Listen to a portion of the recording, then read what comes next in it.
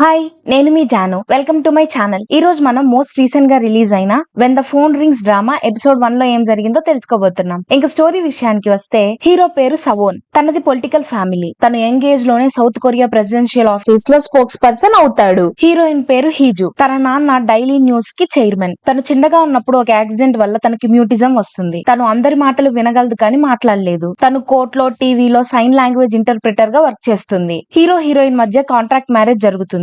Actual గా సవోన్ marriage హీజు అక్క ఈనాతో జరగాల్సింది. కానీ తను పెళ్లికి ముందే పారిపోవడంతో తన చెల్లి హీజుతో ఇచ్చి పెళ్లి చేస్తారు. ఈ పెళ్లి రెండు రిచ్ ఫ్యామిలీస్ మధ్య వాళ్ళ బెనిఫిట్స్ కోసం జరుగుతుంది. ఎందుకంటే Heejoo daddy daily news chairman, Saeon daddy president post కి ట్రై చేస్తుంటాడు. అందువల్ల ఒక న్యూస్ ఛానల్ తన ఫేవర్ లో ఉంటే పొలిటికల్ గా యూజ్ అవుతుందని మ్యారేజ్ చేస్తారు. హీజుకి మ్యూటిజం ఉండడం వల్ల తను అంత టాలెంటెడ్ స్మార్ట్ ప్రిటీ అవ్వకపోవడంతో సవోన్ మరియు తన ఫ్యామిలీ హీజుని పబ్లిక్ కి అనౌన్స్ చేయరు. ఈ టూ ఫ్యామిలీస్ కి తప్పితే హీజు సవోన్ వైఫ్ అని ఎవరికి తెలియదు. హీరో టీవీలో స్పోక్స్ పర్సన్ గా ఇన్ఫర్మేషన్ చెప్పడానికి వస్తాడు. కిడ్నాపర్ సిటిజన్స్ ని కిడ్నాప్ చేసి గవర్నమెంట్ కి పెద్ద మొత్తంలో డబ్బుల్ని డిమాండ్ చేస్తారు. హీరో హోస్టేజ్ నెగోషియేటర్ గా వర్క్ చేయడం వల్ల ఆ కేస్ ని హీరో హ్యాండిల్ చేస్తూ ఉంటాడు. హీరో ఆ కిడ్నాపర్స్ తో డీల్ చేసే విధానం చూసి అందరూ తన ఫ్యాన్స్ అయ్యి హీరో కంట్రీలోనే పాపులర్ గా ఉంటాడు. హీజు న్యూస్ ఛానల్ లో సైన్ లాంగ్వేజ్ ఇంటర్ప్రిటర్ గా వర్క్ చేస్తూ ఉంటుంది. సడన్ గా ప్రెసిడెన్షియల్ ఆఫీస్ నుండి బ్రేకింగ్ న్యూస్ వచ్చిందని ఆ న్యూస్ అక్కడితో ఆపేసి హీజుని వర్క్ అయిపోయిందని ఇంటికి వెళ్ళిపోమంటారు. హీజుతో కలిసి వర్క్ చేసే టీవీ యాంకర్ యూరి కూడా హీరో పెద్ద ఫ్యాన్. అందరూ హీరో ఇచ్చే బ్రేకింగ్ న్యూస్ వింటూ ఇంప్రెస్ అవుతూ ఉంటారు. కానీ హీజు మాత్రం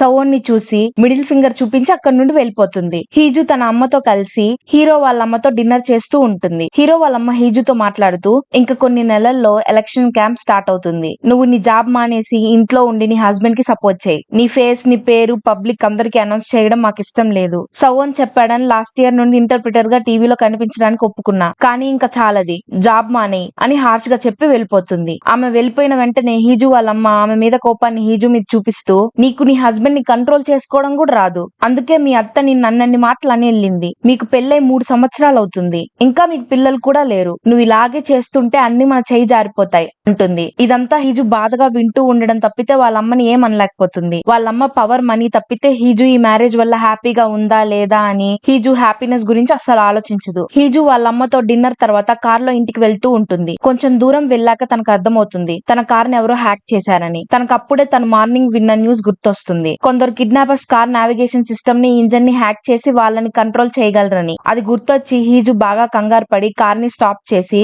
కార్ నుండి బయటకు రావడానికి చూస్తుంది. కానీ కార్ లాక్ వాళ్ళే కంట్రోల్ చేయడం వల్ల కార్ నుండి బయటకు రాలేకపోతుంది. అప్పుడే ఒక కిడ్నాపర్ హీజు బ్యాక్ సీట్ కి వచ్చి కూర్చొని తన మీద కత్తి పెట్టి కార్ నడపమంటాడు. హీజు భయంగా కిడ్నాపర్ చెప్పింది చేస్తూ ఉంటుంది. కిడ్నాపర్ సవోన్ కి కాల్ చేసి నీ వైఫ్ ని కిడ్నాప్ చేశా అని చెప్తాడు. హీరో తన వైఫ్ ఎవరికి తెలియదన్న ధైర్యంతో ఆ కాల్ కట్ చేసి అసలు హీజు ఎక్కడుందో తెలుసుకోవడానికి హీజు వాళ్ళమ్మకి కాల్ చేస్తాడు. హీజు వాళ్ళమ్మ హీజు నా దగ్గరే మా ఇంట్లో ఉంది, డిన్నర్ చేశాక తనని ఇంటికి పంపిస్తా అని అబద్ధం చెప్తుంది. దాంతో సవోన్ హీజు వాళ్ళ అమ్మ ఇంట్లో ఉందని రిలీవ్ అవుతాడు. కిడ్నాపర్ సవోన్ కి మళ్ళీ కాల్ చేసి నేను చెప్పింది కానీ వినకపోతే నీ వైఫ్ ని చంపేస్తా అని బెదిరిస్తాడు. కానీ హీరో హీజు వాళ్ళ అమ్మ వాళ్ళ ఇంట్లో ఉందని తెలిసి ఆ మాటలు నమ్మకుండా ఎవరో అబద్ధం చెప్తున్నారు, ఇది స్పామ్ కాల్ అనుకొని తన టీం కి ఆ నెంబర్ ని ట్రేస్ చేయమని చెప్తాడు. కిడ్నాపర్ మళ్ళీ కాల్ చేసి నీ వైఫ్ నా కస్టడీలో ఉంది అంటాడు. కానీ సవోన్ అతని మాటలు పట్టించుకోడు. కిడ్నాపర్ నీకు నీ వైఫ్ అంటే అసలు ప్రేమ లేదా, నీకెన్నిసార్లు చెప్పాలి, నీ వైఫ్ గొంతు మీద నా కత్తి ఉంది అంటాడు.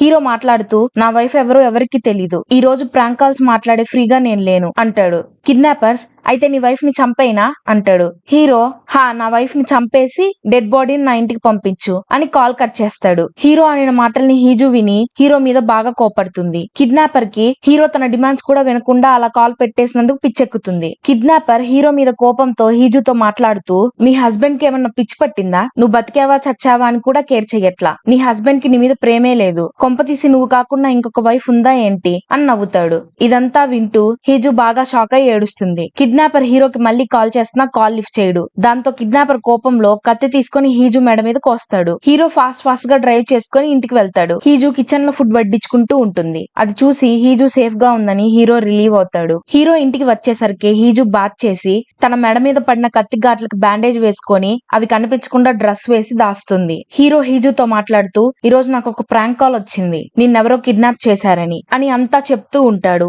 అది విని హీజుకి నేను బ్రతికినా చచ్చినా పట్టించుకోని వాడు ఎందుకలా మాట్లాడుతున్నాడు అని కోపం వస్తుంది. హీరోకి అప్పుడే తన ఎంప్లాయీ దోజే కాల్ చేస్తాడు. దోజే మాట్లాడుతూ మీరు ట్రేస్ చేయమని ఇచ్చిన నెంబర్ ప్రైవేట్ నెంబర్ అవ్వడంతో ట్రేస్ అవ్వట్లేదు. మళ్ళీ కిడ్నాపర్ మనకి కాల్ చేసి 10 minutes కంటే ఎక్కువ మాట్లాడితేనే ఈ కాల్ ట్రేస్ చేయగలం అని చెప్తాడు. హీరో అంటే మనం వాడి కాల్ కోసం వెయిట్ చేయడం తప్ప ఏం చేయలేమంటావా అంటాడు. హీరో కాల్ అయ్యాక హీజు దగ్గరికి వెళ్లి రేపు బ్రిటిష్ ఎంబసీ ఈవెంట్ ఉంది, అంబాసిడర్స్ వైఫ్ డెఫ్, అందుకే తనకి మన మాటలు అర్థం కావడానికి రేపు నువ్వు నాతో ఆ ఈవెంట్ కి సైన్ లాంగ్వేజ్ ఇంటర్ప్రిటర్ గా రావాలి, నా వైఫ్ గా కాదు, రేపు రెడీగా ఉండు అని చెప్పి వెళ్ళిపోతాడు. హీజుకి వాళ్ళమ్మ మెసేజ్ చేస్తుంది, నువ్వు ఎక్కడున్నావు, నిన్ను సవోన్ ఎక్కడున్నాడు అని అడిగాడు అంటుంది. హీజు సవోన్ నన్ను ఎందుకు అడిగాడు అని అడుగుతుంది. హీజు వాళ్ళమ్మ ఏమో నాకు తెలియదు కానీ నువ్వు నాతో డిన్నర్ చేస్తున్నావు అని చెప్పా, సవోన్ నిన్ను అడిగితే అదే చెప్పు అంటుంది. హీజు వాళ్ళమ్మ కాల్ చేసి హస్బెండ్ ని కంట్రోల్లో పెట్టుకో, ప్రెగ్నెంట్ అవ్వు, జాబ్ మానే అంటూ క్లాస్ పిక్తూ ఉంటుంది. హీజు అదంతా విని అప్సెట్ అయ్యి పాస్ట్ ని గుర్తు తెచ్చుకుంటూ ఉంటుంది. 3 years క్రితం వెడ్డింగ్ రోజు పెళ్లి కూతుర్లా రెడీ అయి ఉన్న హీజు దగ్గరికి హీరో వచ్చి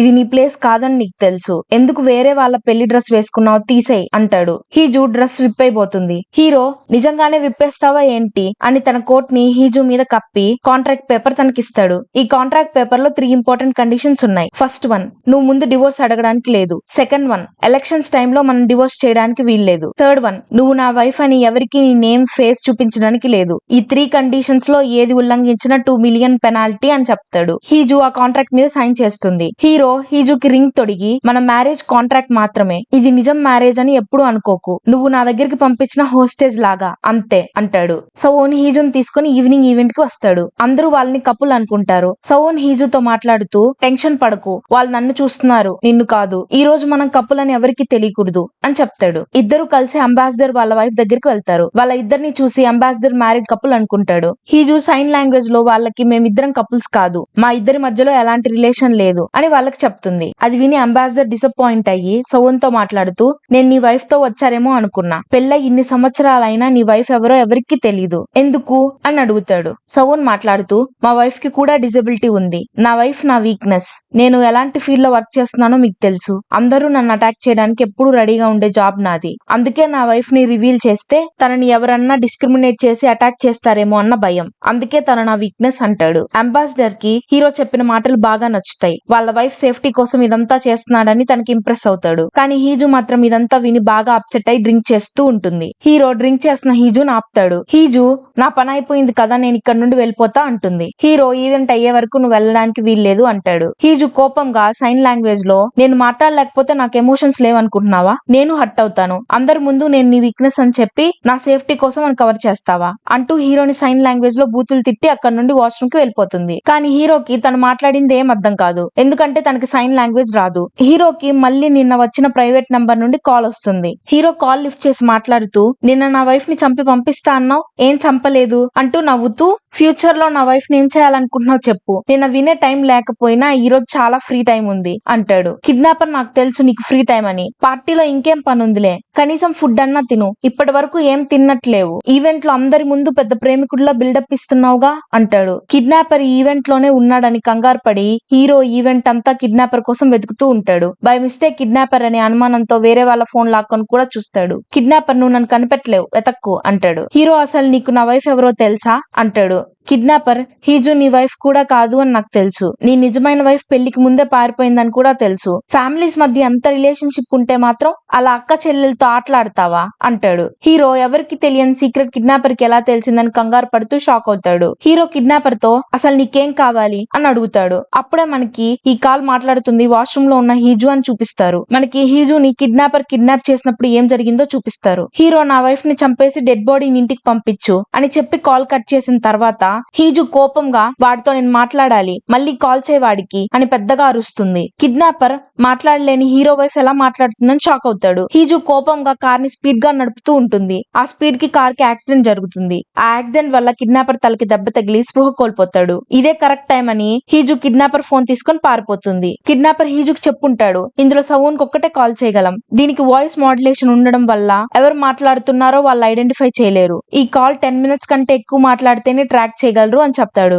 దాంతో హీజు హీరో మీద ఫ్రస్ట్రేషన్ తో ఈవెంట్ లో ఫోన్ బయటకు తీసి తను మాట్లాడుతుందని హీరోకి తెలియదు కాబట్టి వాయిస్ మాడ్యులేషన్ ఉందని హీరోకి తనే కాల్ చేసి ఇదంతా మాట్లాడుతూ ఉంటుంది. హీరో కిడ్నాపర్ తో కాల్ లో అసలు నీకేం కావాలో చెప్పు అంటాడు. హీజు మాట్లాడుతూ రేపటి లోపల 2 బిలియన్ కావాలి అని అడుగుతుంది. హీరో నేనెందుకు ఇవ్వాలి, నీలా నన్ను బ్లాక్ మెయిల్ చేసే వాళ్ళు చాలా మంది ఉన్నారు, అయినా నువ్వు దీనిలో హీజుని ఎందుకు లాగావు, హీజుని ఏమన్నా చేస్తే అప్పుడు నీ పని చెప్తా అంటాడు. హీజు మాట్లాడుతూ ఇప్పుడేమో సడన్ గా ఇలా మాట్లాడుతున్నావు, నిన్నేమైంది మరీ చంపేయమన్నావు, నిన్న మీ వైఫ్ ని ఏం చేశానో తెలుసా, కత్తితో మెడ మీద కోసాను, చంపైపోయాను, ఎంత భయపడిందో తెలుసా నీ వైఫ్ అంటుంది. అది విని హీరో కోపంగా హీజుని ప్రొటెక్ట్ చేయలేకపోయాని ఫ్రస్ట్రేషన్ లో చేతిని గోడకు గుద్దుకుంటాడు. నిన్ను ఖచ్చితంగా నా చేతులతో పట్టుకుంటా చూడు అని కిడ్నాపర్ కి వార్నింగ్ ఇస్తాడు. హీజు 10 మినిట్స్ కాల్ అయిపోయిందని భయంగా కాల్ కట్ చేస్తుంది. హీరో హీజుని ప్రొటెక్ట్ చేయలేకపోయానని కోపంతో రగిలిపోతూ ఉంటాడు. ఇక్కడితో ఎపిసోడ్ 1 ముగుస్తుంది. నెక్స్ట్ ఎపిసోడ్ లో ఏం జరిగిందో తెలుసుకోవడం కోసం నా ఛానల్ కి సబ్స్క్రైబ్ చేసి లైక్ చేయండి. మీకు నెక్స్ట్ ఏ డ్రామా ఎక్స్ప్లెనేషన్ కావాలో కామెంట్ సెక్షన్ లో మెన్షన్ చేయండి. నెక్స్ట్ వీడియోలో కలుద్దాం. బాయ్.